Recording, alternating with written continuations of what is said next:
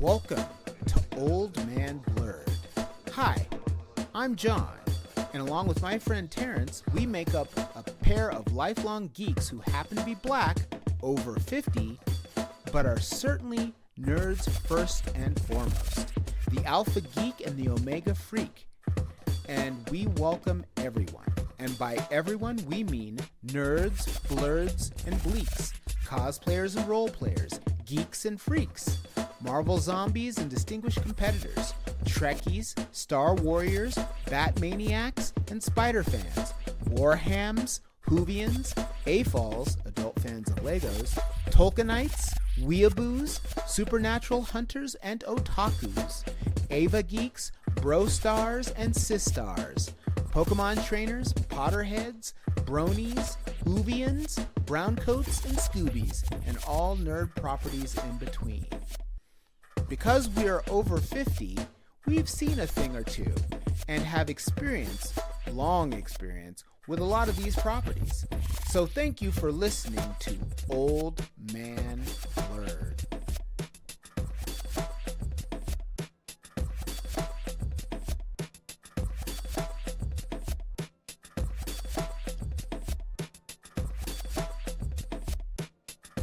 Hello. Hello.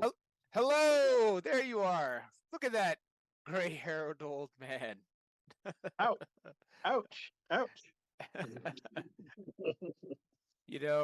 There was a period of time where I remember watching Sanford and Son and looking at Grady and going, man, that guy, he must be old. And now I look in the mirror and I'm like, oh my goodness, my beard is entirely gray. I'm like, oh, I have become Grady. Well, at least you become Grady. I've been accused of being Fred, so there you go. Oh, well, there you go. Grady was pretty funny, dude. How are you, sir? Well, I just got done talking to my uncle. That's why I didn't answer right away. Oh, no problem. Ladies and He gentlemen, just called to welcome. say hi. Oh, nice. Hi. Hi, Uncle. Yeah. Welcome, ladies and gentlemen, to Old Man Blerd, where we two elder statesmen of the Blerd world Experience. experienced get to share our experience of all things sort of pop culture, nerd culture, etc. And with our particularly aged point of view. So Tomato, brother. there it is. What it's been a bit since we talked. What nerd things have you been up to in the last, I don't know, couple weeks? Yeah, it's literally been 2 weeks. Yes. Last week, I went to the Rocky Mountain Nightmare. I saw Michael Ironside. Oh, nice. I just always think of him in Scanners. That's exactly what I got on him about. I said, you messed me up as a child. Yes, you warped. He said, what? What? I say, yes, you did. He says, it's not my fault. Your Scanners. parents took you to the drive-in. Yeah, he just looks positively evil and just malevolent, using his telekinesis to destroy that person's whole Yeah, thing. that's why I told him. He's like, it's not my fault. Just blame your parents. Question is, if I recall, it's been decades since I've seen Scanners. Scanners, ladies and gentlemen, there was a period of time where psychic telekinetic powers were huge in movies like Firestarter and all that sort of thing. The psychic, I forgot there was another one where a guy had psychic powers and made a tilt-a-whirl kind of fly off the tracks. It was back in the 70s as well. I don't remember what that one, the Prophecy, I don't know what it was called. Anyways. No, I know what you're talking about because I mean Carrie was in the same vein. And when Yeah, you look Carrie, at it in a way, which is funny because the only time you see that kind of stuff in terms of psychic powers now and kids destroying things is in anime, like Mob Psycho, or there's always like some psychic powered kid that's doing crazy things. But I guess I'm assuming that was all influenced by 70s, early 80s things like Scanners. So well, Michael Ironside holding it yeah. down. And the other thing was that if you think about it, Scanners was the first public, I guess you could say, Beyonder or Supernatural, as far as there were Scanners, and then there was Highlanders, which he also did. Yeah, he because actually as a community of these powered beings is what I'm trying to say. sure. Because scanners, they have a community. Yeah. Well, I think that Michael Ironside, to his credit, is he was kind of like the Benedict Cumberbatch of the early '80s, late '70s. He was in Total Recall. He was in I'm trying to think of what other sort of nerd Starship Troopers. property. Huh? Starship Troopers. It's been a bit since I've seen Starship Troopers, and it was only one of those things where I saw, I think, once. I mean, Yeah, I he thought was it was one of the fun. I sergeant mean, or captain. it's He kind of was one of them. funny that people are like Starship Troopers. That's a satire. It's like yes, a little bit making fun of the Nazis, which I think everyone should do regularly. Make fun of Nazis. Um, yeah. So I mean, Michael Ironside was in quite a bit of stuff there for a bit that was kind of off the beaten path. He wasn't in RoboCop, was he? No. No, no, he wasn't in RoboCop. No, the guy that One played of the ones he Red didn't do. in the guy that played Red in that '70s show, he was the main bad guy in RoboCop. Yes, he was. Yeah. And he Robo surprisingly is a geek too. He's surprisingly a geek too. Oh, I think so. Well, all those old school character actors, they didn't care. They did sci-fi, they did fantasy. They didn't really nobody was as sort of snooty about those things. Now everybody's snooty. It's like, "Oh, you're in a superhero film? That's not actual art." You Well, I know? understand what you mean. Whereas As much as I like Guy Pearce, he was saying that when he did the time machine, it was he needed to do something light. I'm like, wow, you just call that light. I'm not saying it should be heavy like Shakespeare or anything, but you call it light, like a gumdrop or something. I mean, right. Do you know, speaking of time, I think there's a new Time Bandits coming. Ladies and gentlemen, if you have not seen Time Bandits, do yourself a favor. After this podcast, rent Time Bandits. Actually, it's probably on any number of the free streaming services like Zubi or Tubi or Newbie or maybe, because you know how they like to take stuff on and off. I think I saw Time Bandits. Did Terry Gilliam do that from Monty Yep, Python? yep. You sure? Because As it feels very Terry Gilliam. It feels very and so Fisher was King and Brazil. It feels very much Terry Gilliam's sweet spot. Time yeah, he Bandits. did that, and John Cleese was in it, Yeah, there was and a Sean lot of Connery was in it. yeah. Mom, Dad, don't touch that. That's concentrated evil. Yeah, that didn't last long. Yeah. Yes. So that's what you saw Michael Ironside. That was your nerd couple of weeks. That was last week. Now this week, I went to Yeah. the Retro Mania. Okay. How was that? Who was there? I saw the ruler of my childhood. Okay, ruler of your childhood. This is a tall, an extremely important person. Who was it? Sid and Marty Croft. Oh, that's right. HR Puffin stuff and Sigmund and the Sea Monster and Yep, all of yep, that sort of stuff. yep. Yeah, I think the first time I ever sort of had a kind of crush was what was it, Dyna Girl? What was the? Oh, you're muted, I think.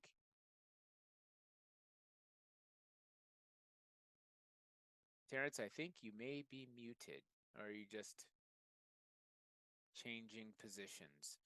So I'll play in the fill-in music while Terrance gets unmuted. Dull and tan and long and lovely, the girl from Ipanema. Oh, he's back. Yeah, phone call. I just kind of let it ring out. Oh, that's no problem. So what was it? A Dyna Girl? What was the? Yeah, Electro Woman and Dyna Girl. What was it? Electra Uh, Woman? Electro Woman and Dyna Girl. It had Deidre Hall from Days of Our Lives. Yes. And I had, Had Dr. Shrinker. I think I had a little bit of a crush on her. I think. Then it had Dr. Shrinker had Jay Robinson, which was interesting to me because Jay Robinson was one of a handful of actors like Jonathan Harris Uh-huh. who spoke proper, and you always thought they were English, but actually they were from like Queens or somewhere else. They just used a proper English sort of Yeah, accent. That's fine. oh, Fine. yeah, they were so good at it. It's just like, wow, guys. Okay. Well, And now it's flipped. It's like everybody's British and they're just putting on American accents or Australian. Yeah. putting on Oh, I'll say putting it. Mhm. um so who else was there? So Sid, did you get an autograph from Sid? Dang right, Skippy. Nice. What on your VHS of HR and Puffin stuff or something? No, no, I got an actual picture, and I Oh, got no. it on Banana Splits. Because Oh you ever gosh. seen the Banana Splits horror movie? Yes. The I horror, told him, not the horror movie. I definitely watched the Banana Splits show when I was a kid.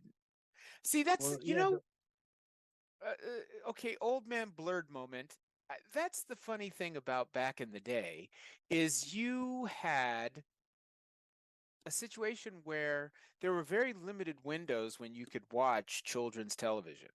So it made it sort of special. Like right now, you can just, as a kid, you can just turn on something all day, every day. There's a Disney Channel. There's, any number of streaming services.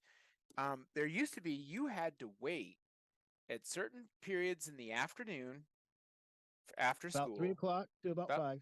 about 3 o'clock, or you had to wait for Saturday morning, and that was it. And so I remember the Banana Split show because the Banana Split show arguably was already in syndication by the time I came around because I feel like the Banana Split show was like 68 to 72 or something.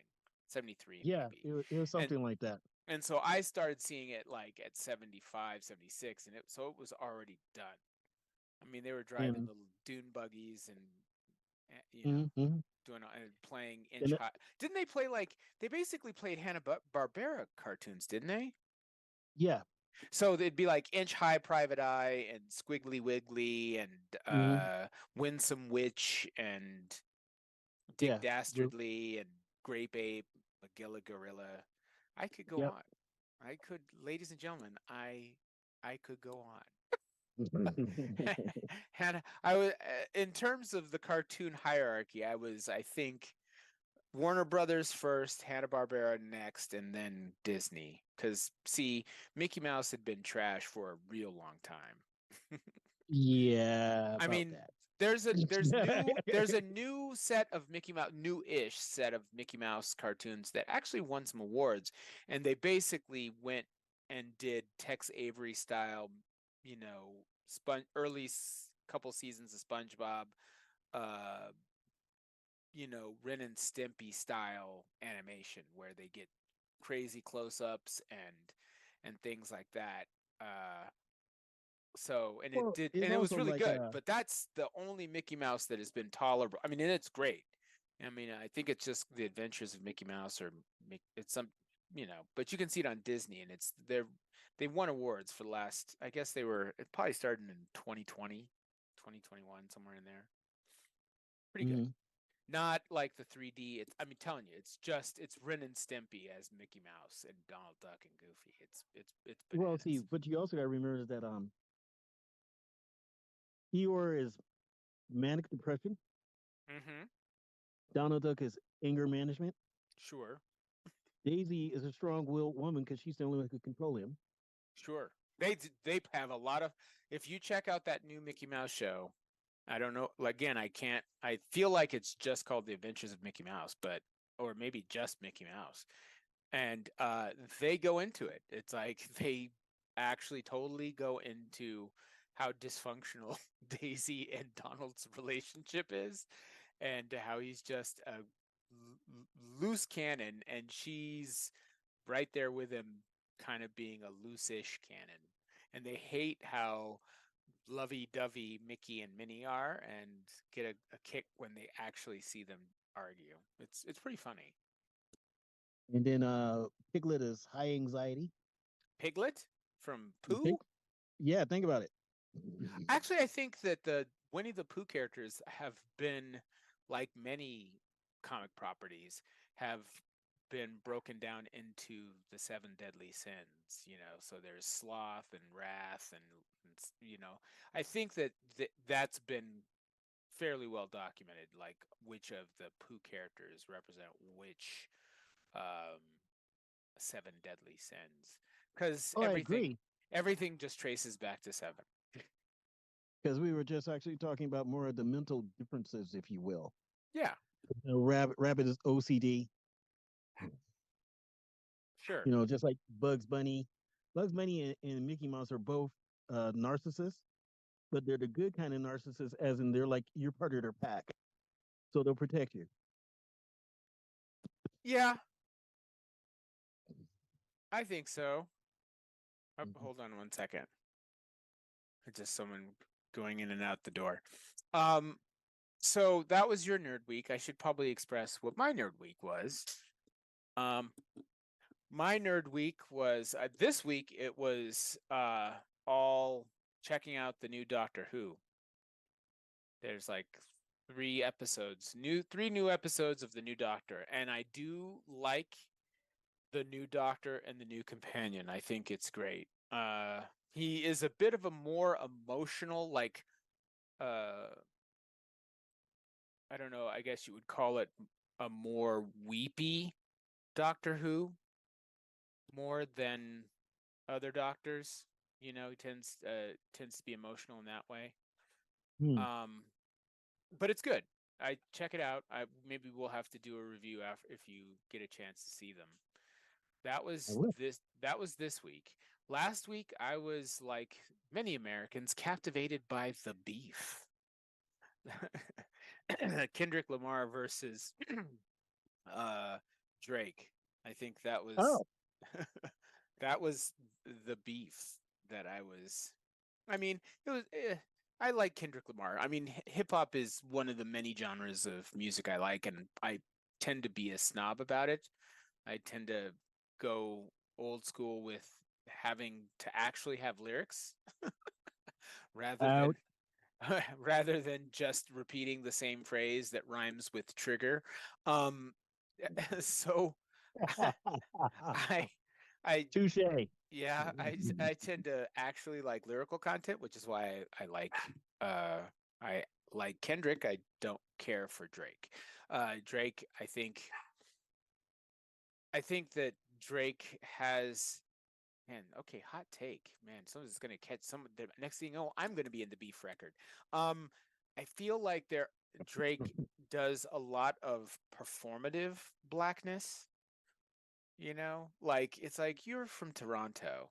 How is it that you're acting, quote unquote, more street than my relatives that live in South Central? I, I'm not buying it. I'm not I'm not buying it. I'm harder than Drake, and I'm from Colorado, so Wow. that is the hottest take I'll make. But see, the thing about it is I was around for the OG beefs, the real Roxanne versus UTFO beefs, the Cool Mo D versus LL Cool J beefs. I mean, the old beefs. Like for me, the Johnny Come Lately of beefs was, Ice Cube versus Easy E. Or Death Row Records versus, Tupac. I mean, or, that whole thing.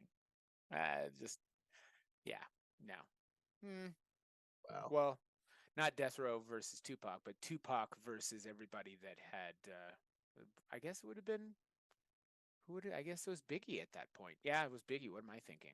So for me, that Yes. was a fairly new beef. It's not very nerdy. I mean, it is nerdy. It's just the Musical nerd. nerd. It's musical hip hop head nerdy. And, ding ding, I think Kendrick won that beef. But again, for those of you young people out there, take a listen to the real Roxanne UTFO uh, beefs of back in the day. Matter of fact, I actually have Ego Trip's book of rap lists, and it talks about the beefs. Yeah, that was Sparky D versus Roxanne Shante. Yeah, there was plenty of beefs, and then there was the Juice Crew versus Boogie Down Productions. That was one too. JJ Fad versus Roxanne Shante. There was Third Base versus MC Hammer. There's been some beefs. But this beef has gotten to the point where NPR and Elon Musk are talking about, so it's dead. It's over. No, once in PR is talking about your beef and your underground hip hop beef, it's kind of over. It's kind of Oh, over. So come on. They got a Mortal Kombat mod. yeah, right. I'm sure there's some Fortnite skins coming and commerce. It just always swallows up everything. So kind of nerdy there. I'm trying to think what else. Oh, there's a bunch of One Piece stuff that's been happening that I've been super into. Um, Cool. Fallout seems to they kind of did some weird stuff with some Fallout stuff, so that was a nerdy thing that I was up to. And I think I tried to dip a toe into the X-Men, which is in the fall of the House of X and another sort of big paradigm shift for the X-Men because they just can't leave our merry mutants well enough alone. No, they can't. No, they can't. They just are always like, well, that was working, but and I was in the nerd world of X-Men 97, which has been an entertaining watch. Hmm. I don't know, you should check it out. Have you seen any of those episodes? I think it's on No. Disney. Um Well, so is the so Doctor. yeah, so is the So is, Doctor Who. It's like basically Disney owns all of it. It's like the Doctor Who, X-Men, Marvel, Star Wars, the whole kit and caboodle. I did start trying to watch the Orville again. Did the Orville get canceled? not completely yet. Huh. But it's been a You couple know, of years since they did anything with it, I think. right. And to be honest, it's like a lot of shows, they don't have to truly cancel it. They just might have to go to animations. They're going to do a sequel or whatever. Yeah, they could just release a Christmas special or something. I mean, the Orville really found its legs after it stopped trying to be funny. I mean, there was a while there where it was like it wanted to be the funny next gen, and then it just said, let's just be next gen and have some jokes occasionally, which was better. Right. It was better, and there was some real stakes involved with uh, some of the characters and the war that they sort of unleashed, and I was like, oh, you're doing really good stuff here. Let's see. And we I want to see guess the end of it. yeah, right. And I think the last nerdy thing is, well, it's sports nerd, but I've been watching playoff hockey. I mean, Oh, people well, would that's be good. like, oh, that's not very nerdy, John. That's a sport. Sport is not nerdy. Trust Yes, me. it is. Trust me. Anything with statistics is nerdy. And there's a lot of statistics. It's like, ooh, how many shots on goal for under on this form of ice in this arena with this pairing? It's like, come on, that's nerdy. Sports people are just nerds that think they're not nerds and maybe don't have glasses. Wow. And didn't follow their dreams beyond high school. Yes. Well, if I hadn't had that knee injury in '85, I'd have gone pro. No, you wouldn't have. Mm. No, you wouldn't have. Just And like it's me, I would have been an adventurer. It wasn't for that golf cart they hit me a couple years ago. yeah, it's like, yeah, no, you having the knee injury in high school preventing you from pro is the same as someone saying who'd win in a fight, Molecule Man or Galactus. It's like, come on, no, it's a nerd thing. All things are nerd things. But yes, so in short, my nerdiness has been exploring the beef wars, a little bit of X-Men 97, and the new Doctor Who, which I've appreciated, and Fallout. So Cool. yeah. So I know that we've had a couple of little conversational topics that we've wanted to talk about. One of which was, I think, the dangers of being a geek. Did we ever talk about that? No. Oh, well, we're going to. There was the dangers of being a geek. I think we did a little bit because it was Danger, Will Robinson talked about Right. some dangers of being a geek. But then there was also like, how innocence has been destroyed by a lack of suspension of belief. That was also another thing we wanted to discuss. Well, the problem we have is that sometimes now with it, people grow up, and that's a Sure. bad thing in our arena because in their growing up, they think they have to no longer enjoy or see it for what it was without condemning it. Because Sure. it's like they'll say about some shows or whatever. Well, like they'll say white savior syndrome. Hmm. From the old, and it's like, well, was it fun? Well, yeah, and we don't care as white. I mean, if you want to do a sequel, let them have a son or daughter of another race. Okay, I don't care. Hmm. I mean, just want to enjoy the show. Or like they be talking mainly about women when it comes to their clothing. Again, there are some cultures they wear less than any of the stuff they want to complain about. But Well, again, we're that's just trying to see. yeah. Well, I think that's the what is There's it? esteem. The elephant in the room, the 800-pound gorilla in the room, or whatever, however you do it. Yeah. Is yeah that we just constantly, as much as we don't want to talk nonstop about woke or this or woke that, or but it's like it just seems to be so incessant now. It's like I think there was a I guess the new Assassin's Creed has a black character and a woman Yes, I saw the preview. ninja, and people are going, well, it's maybe based on Yasuke or who was like a historical figure, and people are super mad because how dare you uh, insert black people in my fictional universe? um, how dare You know you? what about There were that? no such thing as black elves. Yeah, there's also no such thing as elves, but whatever. Like I say, you know what I have to say about that. That's all I have to say. Yeah, I Because mean, what I I have to hate. say will get us thrown off the air. So Oh, that's fine. That's fine. But I mean, it's just like we are constantly always having to revisit these topics, and it's just like, get over it, let it go. Just enjoy the stuff you enjoy. But I do think that there is a quality of the innocence that somehow that is being destroyed to sort of appreciate some of this stuff.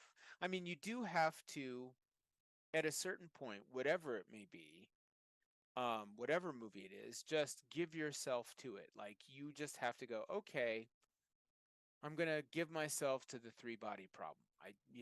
Let's just go there. And you do.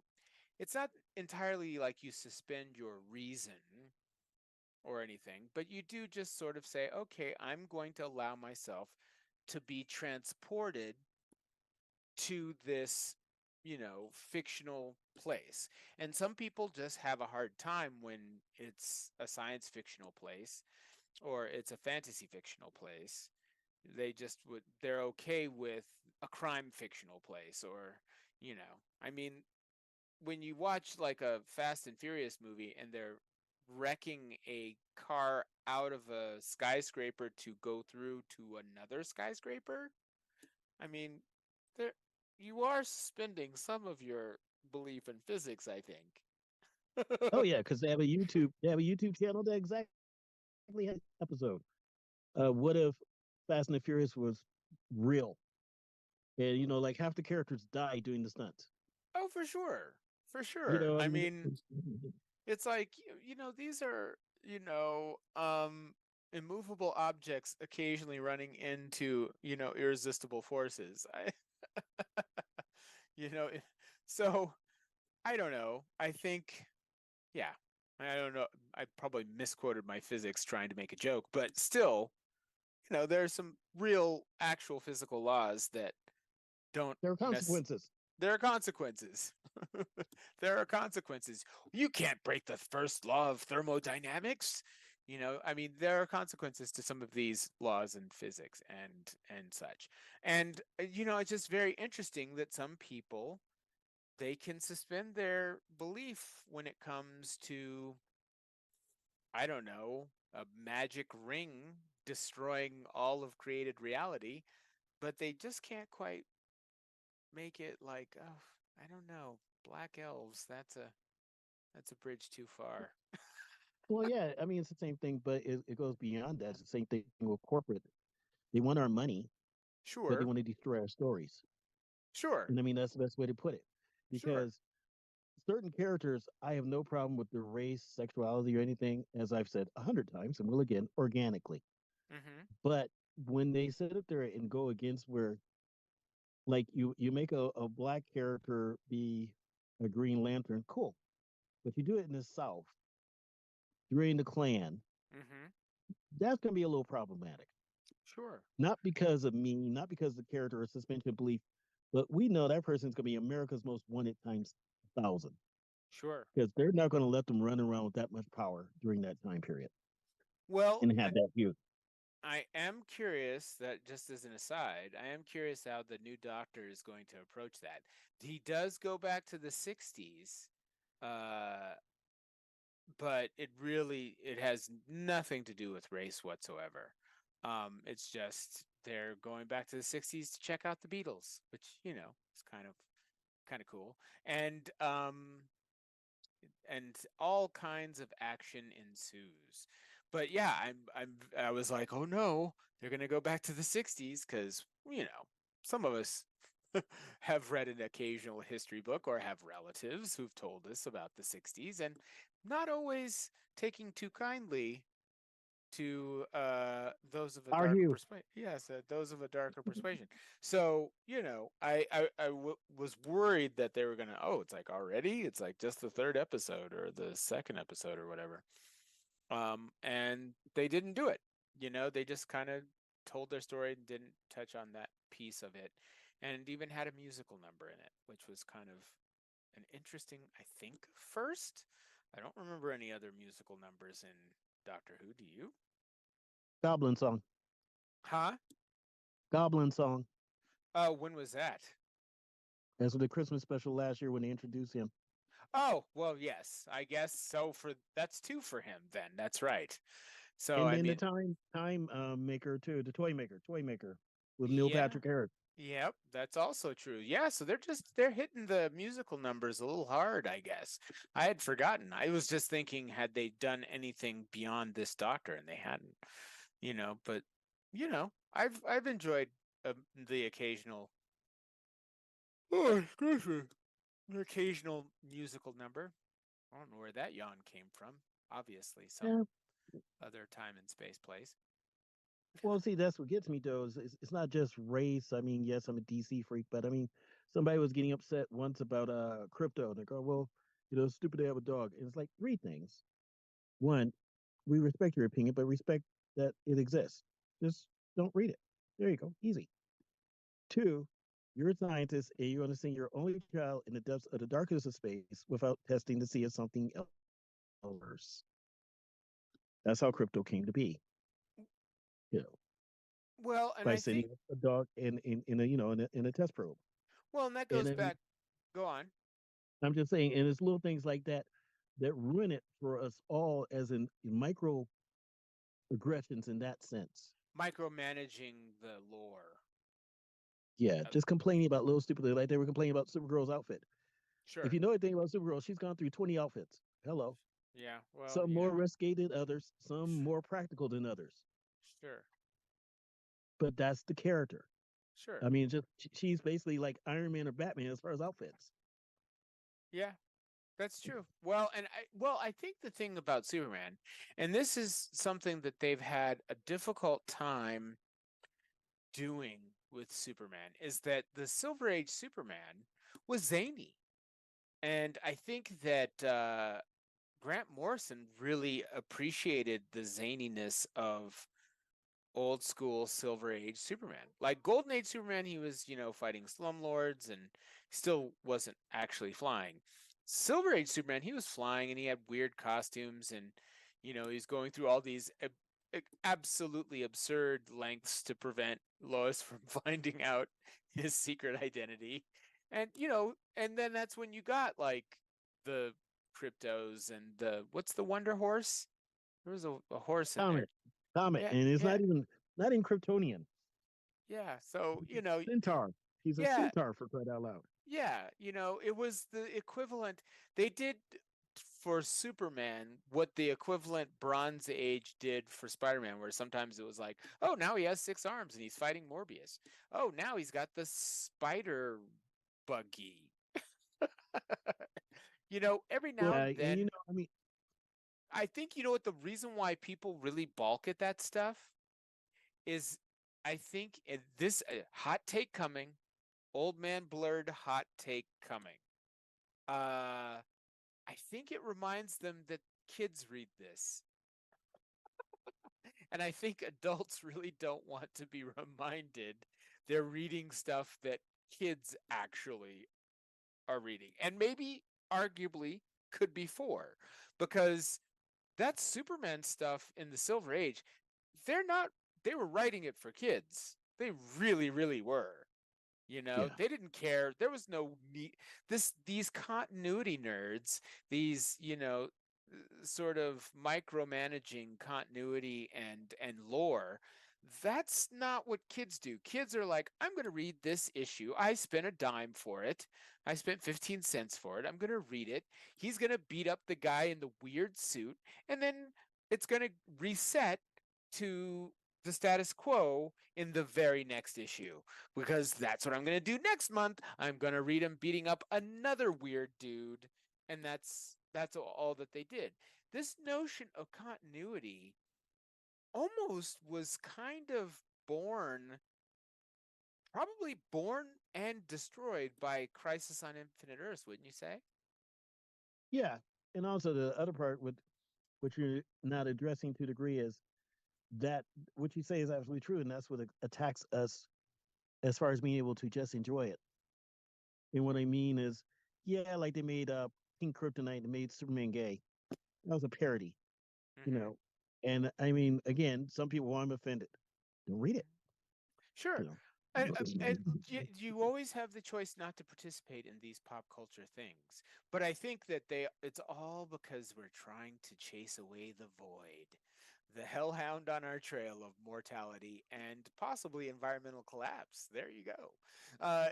So people are like going to just obsess about Stellar Blade's costume, or the new Assassin's Creed's race. I remember seeing a meme that was like, you're upset by the woman and the black man in Assassin's Creed.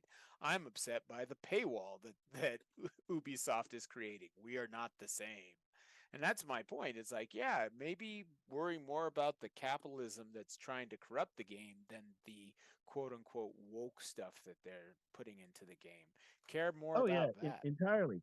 Because even my father plays his phone game. They got a commercial almost every third round, Yeah. and he's playing bingo. Yeah. And so to me, it's like, maybe care more about that stuff.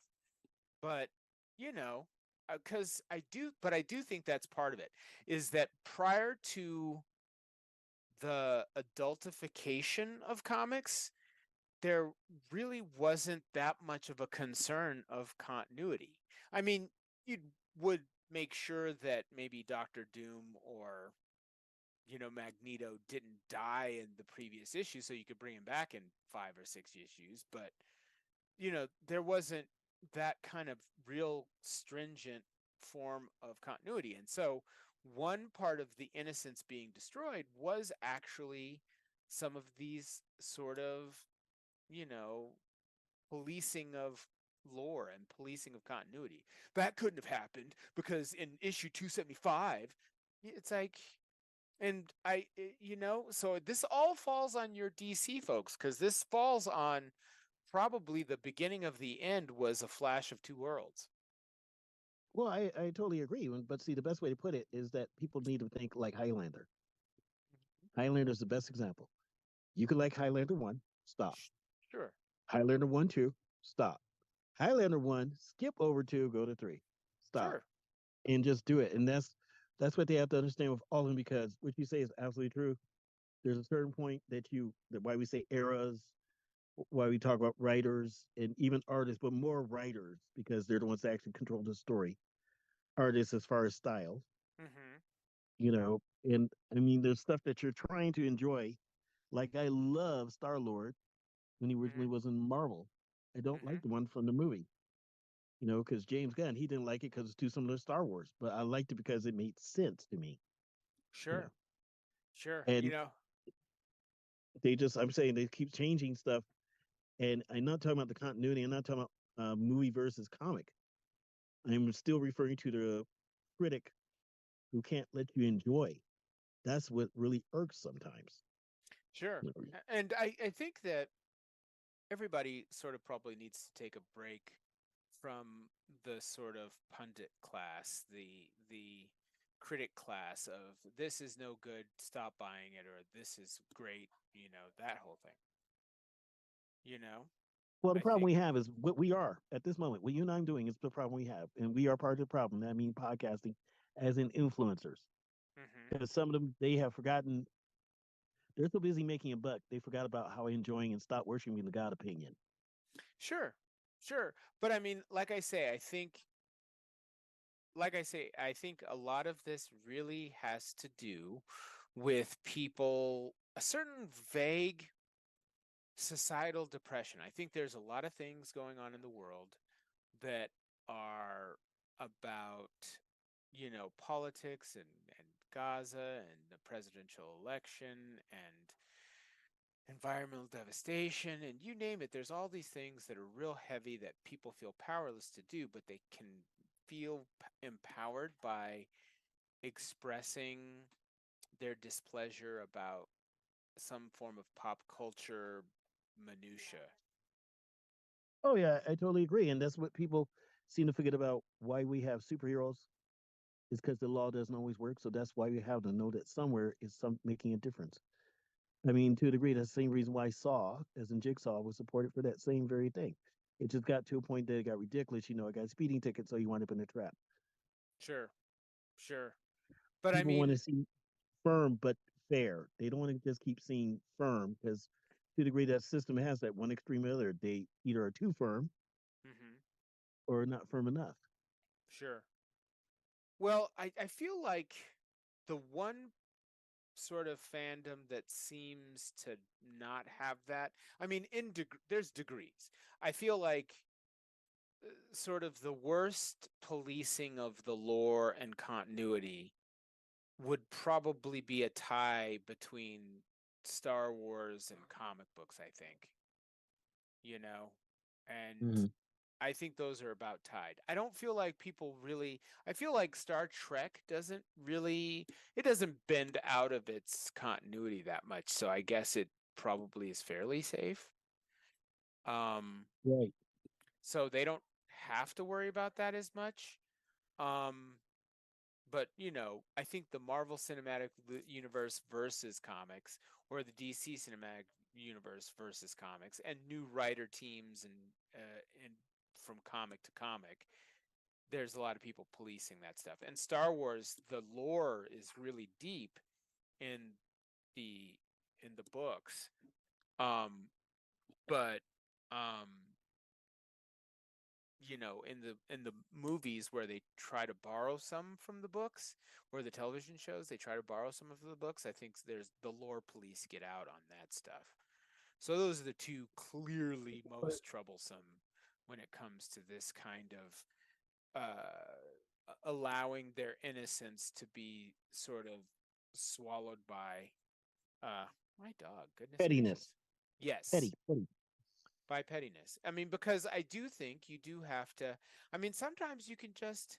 I wish we could get to a place where you could just appreciate a medium without getting super into that. I feel like the Godzilla folks, they're probably the best. The kaiju fans, they don't I seem to know. I'm go, one. yeah, they don't. The kaiju fans, the real hardcore kaiju fans, don't seem to go, ugh, that's not. I mean, they dislike certain Godzillas because, some of them have been dumb.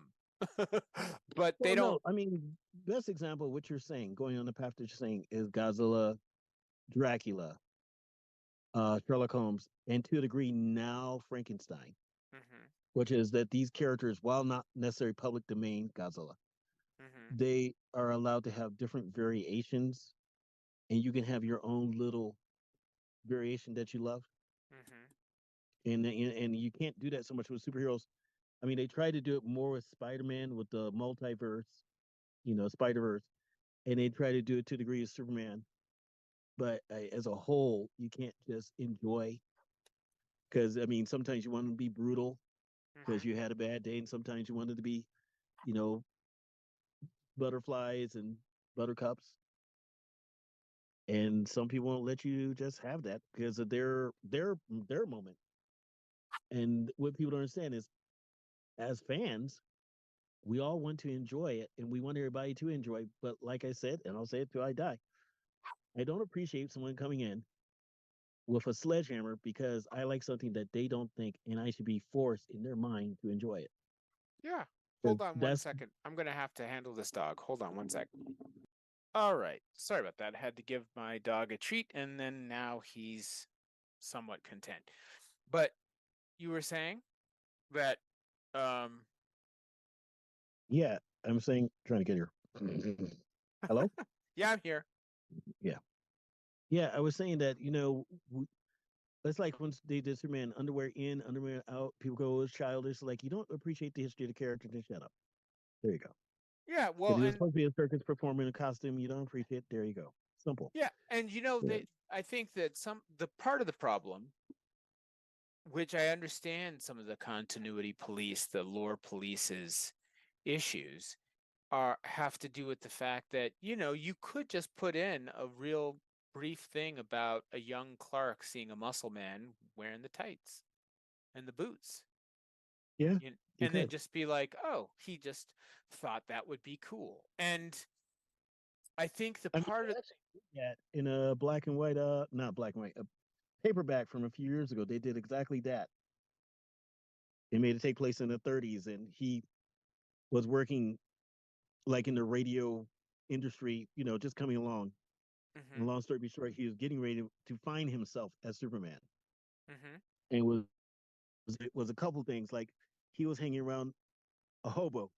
hmm And why it was interesting about the hobo is first I brought him down in humility, but the other part is the hobo kept on asking him to do things like stare at a cigarette because he knew that he would light up heat vision.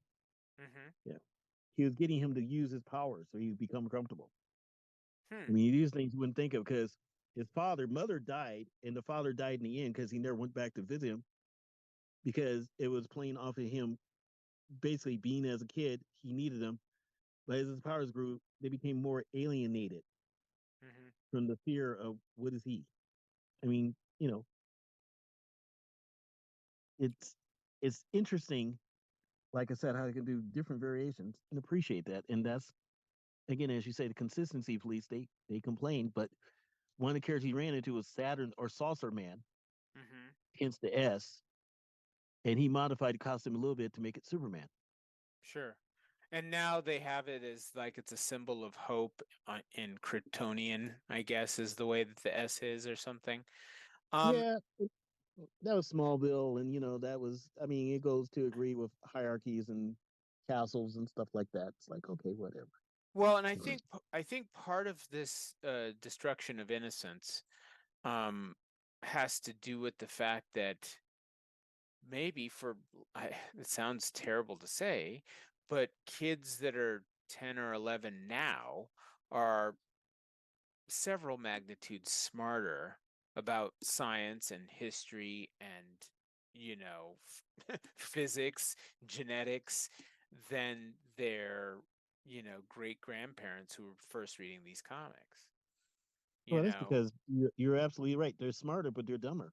well, You know yeah, what I mean? As in social wise, social, because our yeah. our our, our innocence, as you want to say, like I was saying about banana splits, hmm it gives you the foundation to dream, wonder, and question.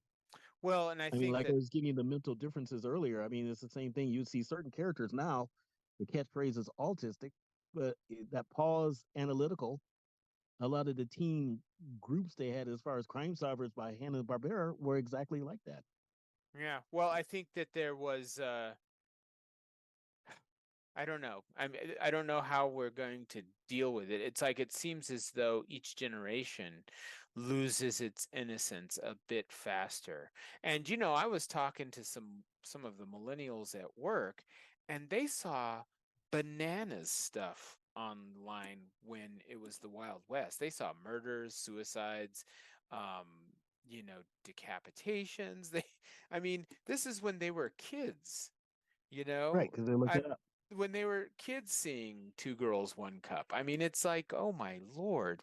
It's like, so if you have that as your experience at 10 versus, you know, 1950s 10-year-old, where your biggest stressor was maybe not cleaning your room enough for when your dad, who's the only one working a job, comes home, you know, uh, and maybe some vague notion of Russia, the early Cold War. That's a lot different than being 10 and seeing people drive a plane into buildings. Yeah, you're You, right. I mean, so some of the innocence that, you know, different generations have had we've just, some of it's been lost. And now with social media, and not to beat up on social media, there's plenty of enough people beating up on social media anywhere you go. uh their kids are finding out some of this stuff super early and becoming already cynical and jaded before they've even started puberty, much less finished it. um so, I think that the innocence of a character like Superman, it's going to be real hard to rehab Supes, I think. Marvel works probably a bit better. I think one of the reasons why the X-Men has worked so consistently is that, oppression and sexism and racism and homophobia, those aren't going anywhere anytime soon. And the X-Men have always been able to sort of represent that part of life in the fictional sphere. Um, Yeah, that's true. and so no one's going to accuse the X-Men of going woke. No, they're not. No one's going, oh, these X-Men, they're so woke. I mean, they've had, gay characters and, all kinds of things super early, for a long time. So, you know, but I think the good news about the X-Men is because they still work within that paradigm, they're not, they're still allowing for wonder to be explored. You can get your slice of reality. Oh, people don't like mutants because they're different. Oh, but look at how cool Storm is. Look how cool Blink is. Look how cool. Oh, they're fighting Mr. Sinister. I mean, you don't have to suspend as much of your belief to still allow the wonder to come in. So I think that's when you get to the timelessness of certain characters, because Superman is struggling, I think, but Batman hasn't, you know, in comparison, and he's just as old. True, You true. But that's because crime is something that touches people. People know people or have themselves been abused sexually or robbed or any number of things. They've had to deal with mental health issues. And Which is interesting because the first Superman story in Action Comics #1, he beat a white beater. sure, sure. And he beat up slumlords. He beat up uh, the rent is too high. The rent is too damn high. That was this, and I think that Grant Morrison tried to revisit that during one of the reboots. I don't know if it was the New 52 or somewhere in there where he I think he tried to. did it with the 52. He did it with Yeah, the new 52. yeah, and so, and but Superman is just so locked into the truth, justice, and the American way. He he's just so unfortunately tied to some things that are dramatically being questioned right now. I mean, whiteness is being questioned, whether it be an expression of white supremacy or imperialism or, privilege. All of these things are being examined. And unfortunately, Superman is the poster boy for a lot of that stuff. Not because of how he was written. I mean, he was written by two, immigrant Jewish writers and artists. I mean, he definitely was not of any kind of white Anglo-Saxon representative, you No, know, he wasn't. but he became that in the 50s, and his most popular form was that. And because of that, that when that innocence ended, the innocence that, oh, everything that we've done as Americans has always been right. Once that ended, so did Superman's hegemony. So did Superman's power. I mean, everything now we've talked about before with modern age and the anti-hero and everything else. Um, the innocence that Superman represents is really tough to come by, because hope right now is a real tough thing to come by right I now. mean, that's why they need to push so much more because without hope, I mean, that's one of the reasons why we dream in the first place. Yeah, Is in the essence of hope. The same reason why we set our alarm clock. Hope yeah, you it's get up. the hope of that. And I think so. He's battling not only sort of these uh reevaluations of what you know truth, justice, and the American way actually means, but he's also fighting a society that doesn't have a lot of hope. I mean, the last gasp of hope in society was kind of during the Obama years. I think everything after that, I mean, and not everybody bought into it. There were people mocking it, like, hope, and making fun of the poster and everything else. But that was the last time where it was like, oh, okay, maybe we can make it our way out of it. When you are presented, Donald Trump with Joe Biden, two men who are, you know, fairly old, and, one of which really represents an old way of being, because it's the last gasp of thinking that we, there's never been any mistakes and America is perfect as it is and just needs to kick some brown people out. Um, yeah, the hope that Soups represents is really feels for people naive, probably. Possibly. You Would know, make some sense. that's too bad, because I think we need it. I think Superman is really someone we actually. I don't know how to rehab him though. I think you'd have to. He's not going to go away, No, I mean but it's he's going to have to change. no. Well, you know what they could just make it so that it's like. Well, part of the problem is that there's too much reality that has penetrated comic books. And because so much reality is penetrated and that loss of innocence has happened and that suspension of disbelief is so hard to come by, it's really hard to, I mean, like the first thing most people would ask Superman to do is like solve the Middle East. you know, fix that, so And they've done that in one of the comics, but then again they were talking about how they couldn't do it in all the comics because first off, he would become an enemy just like Doctor Manhattan became the symbol of world peace. Watchmen, as far as everybody found him as a common enemy. well, and I think that's probably actually, you mentioned a great thing, because I think that that is uh something that could rehab him. I think that the way they could rehab Superman would be to simply say he does try to do like a Miracle Man thing or a Rising Stars thing, which always sort of is or the Watchmen thing, where he tries to fix something. And people are, because of the political nature of everything, people are like, why did you do it that way? That would be a perfect story, actually, is he goes to do a thing and he embroils himself in some very partisan, kind of situation. And he just says, enough, I'm bailing. This is ridiculous.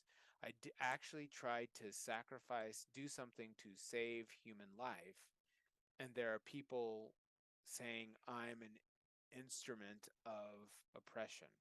And he just bails. And maybe he just, for 12 issues, he just goes to like the Legion of Superheroes sorts of planets and hangs out. And people are like, "What's up with you, Soups?" And it's like, well, this is what's up with me. I friggin' tried to fix something at Earth, and there were people that didn't like it, and I got beat up for it, and the all the TikToks and all the social media talked about Superman as a tool of imperialist aggression, and I bailed. And And to then he, follow it up, and have then Zod come in to fill the spot, and then they go, "Oh well, my God!"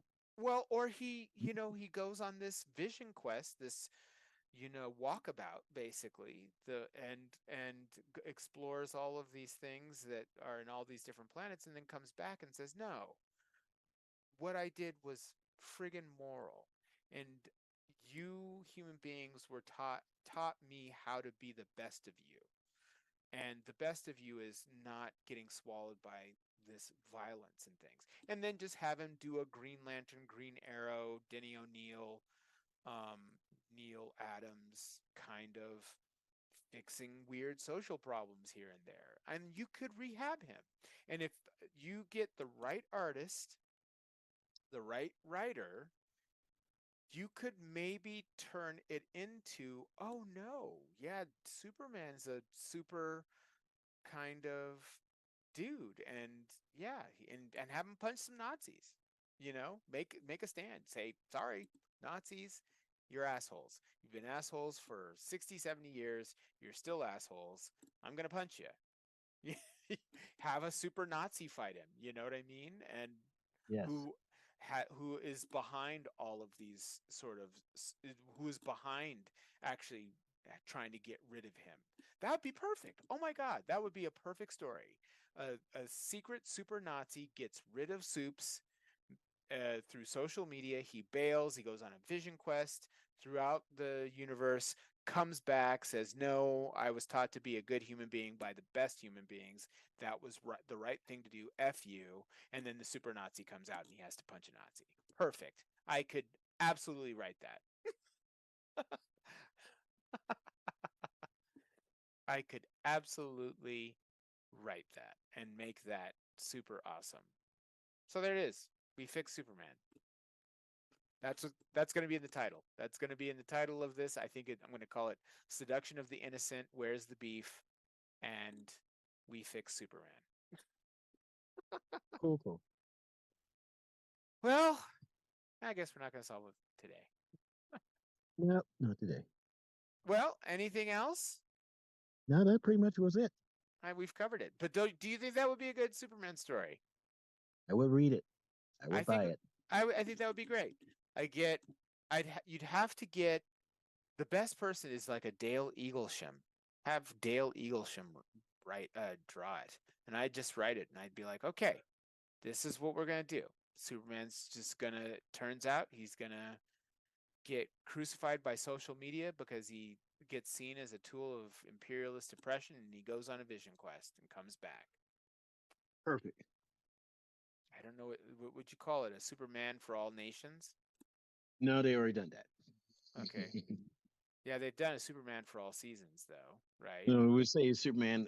Seeing Superman for the time is now. Hmm.